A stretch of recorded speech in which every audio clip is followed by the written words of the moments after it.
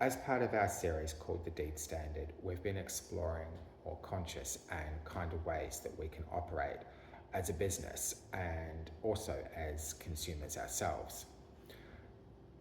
Something that we've become more and more interested in is the original definition of veganism. Not the modern, more flexible version that most people know, but the original idea that started it all. Because that is one of the foundations that we've been trying to base our business on.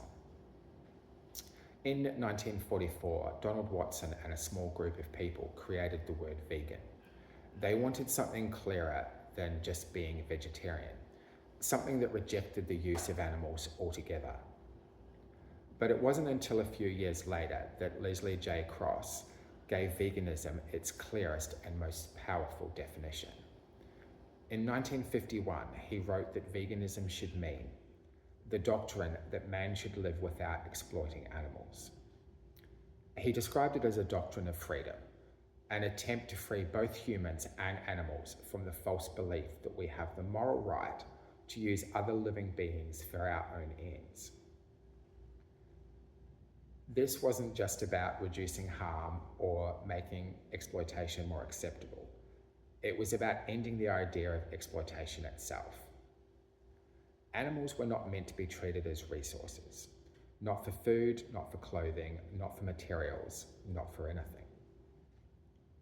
As a business, this is something that we have been returning to more and more. But we don't see veganism as something we follow as far as possible and practical. We see it as a clear moral position. Animals are not ours to use, end of. This changes how we make decisions.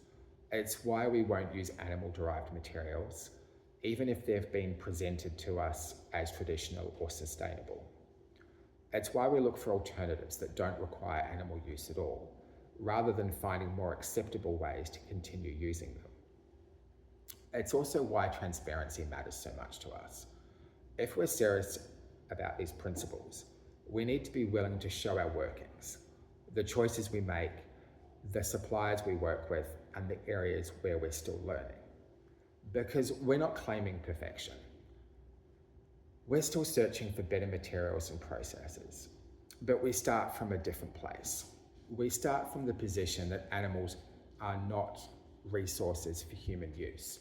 Once you accept that as a baseline, many decisions become clearer. The original understanding of veganism as a doctrine rather than a flexible lifestyle, it's what we try to honor in everything we do as a business. It's not always the easiest path, but it's the one that feels honest to us.